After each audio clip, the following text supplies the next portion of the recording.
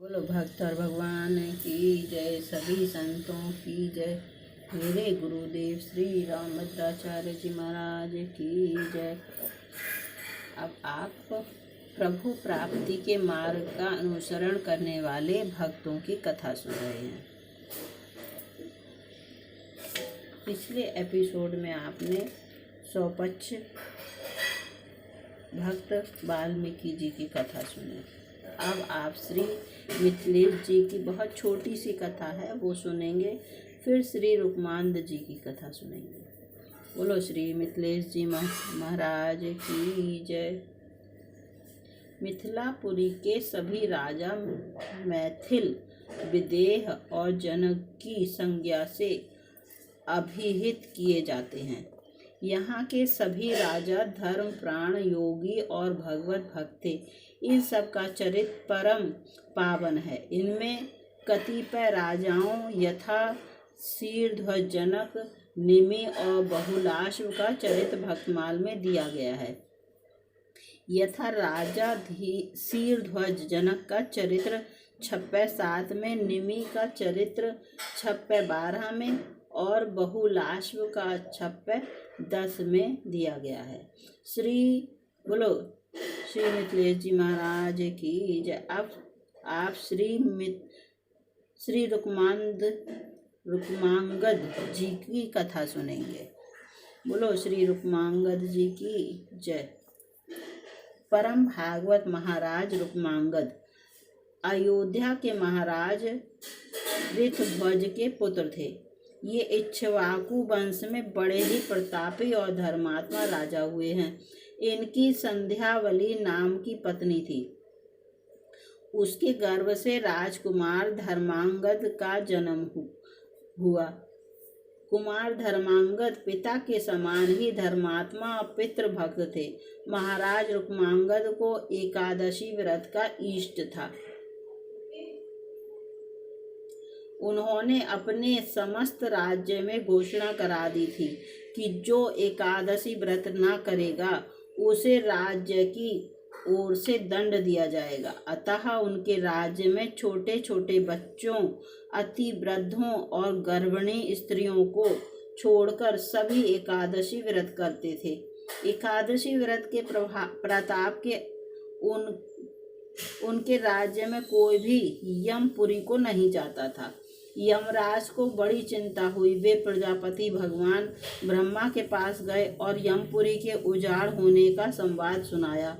ब्रह्मा जी ने कुछ सोचकर उत्तर दिया कि अच्छा, हम इसका प्रबंध करेंगे। ब्रह्मा जी ने अपनी इच्छा से एक मोहिनी नाम की माया की स्त्री बनाई। उसने प्रतिज्ञा की कि मैं महाराज से एकादशी का व्रत छुड़वा दूंगी। ऐसी प्रतिज्ञा करके वह हिमालय के रमणीक प्रदेश में चली गई। इधर महाराज राज्य करते करते थक गए थे। वे अपने पुत्र धर्मांगद को राज्य देकर और अपनी रानी को साथ लेकर हिमालय की ओर तप करने चले गए। जाते हुए वे अपने पुत्र को आदेश दे गए कि एकादशी के व्रत का नियम इसी प्रकार चलता रहे। पितृभक्त राजकुमार ने पिता की आज्ञा सिरोधार्य की और उसी प्रकार एकादशी का व्रत स्वयं करने लगा तथा समस्त प्रजा के लोगों से कराने लगा। महाराज रुक्मांगद जंगल में भी सदा एकादशी का व्रत करते थे। महाराज जहाँ तपस्या करते थे वहाँ मोहिनी गई और उसने अपने हाव भाव कटाक्षों द्वारा महाराज को अपने बस में कर लिया तथा अपने को ब्रह्मा जी की पुत्री बताकर अपनी कुलीनता का भी परिचय दिया। महाराज ने उससे विवाह करने का प्रस्ताव किया। उसने कहा, आप अपने नगर में चलकर मुझसे विवाह कर लें, किंतु शर्त यह है कि मैं जो कुछ कहूँगी वही आपको मानना पड़ेगा। महाराज ने मोहवश यह शर्त स्वीकार कर ली। वे मोहिनी को साथ लेकर अपनी राजधानी में लौट आए। उनके धर्मात्मा पुत्र ने विधिवत उनका स्वागत किया। महाराज को मोहिनी ने बस में कर लिया था, अतः उन्होंने उसकी सब बातें मानकर उससे विवाह कर लिया।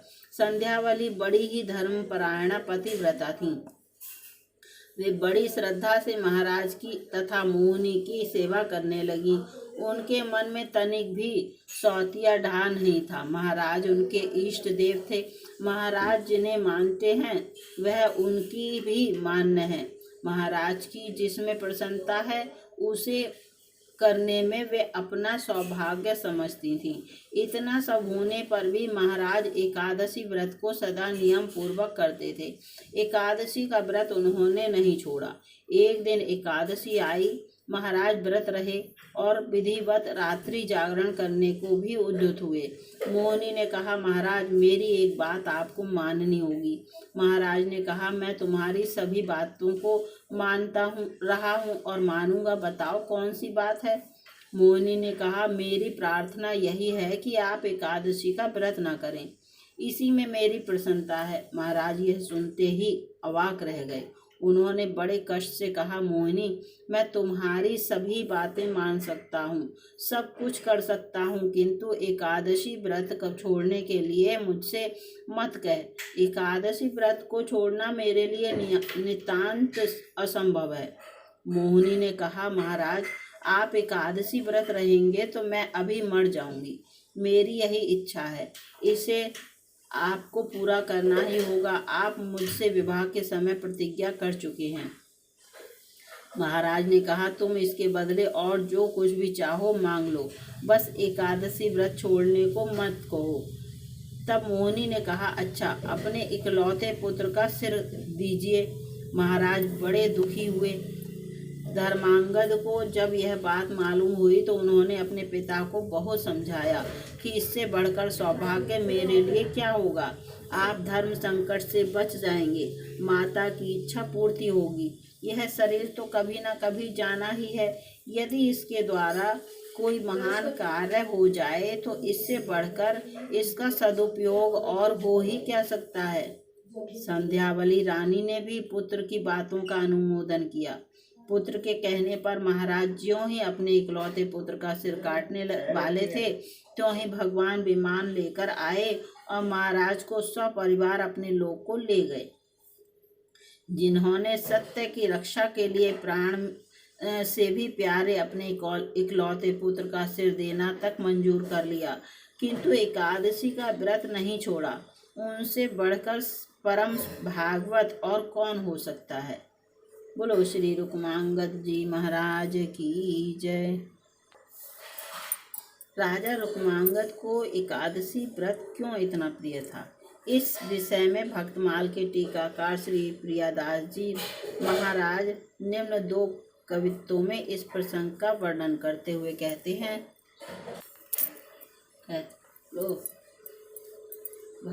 भक्त राजा रुक्मांगद का बाग अनेक प्रकार के सुगंध फूलों की उत्तम सुगंध से भरा हुआ था। इससे प्रभावित होकर स्वर्ग की अप्सराएं भी यहाँ आती थीं।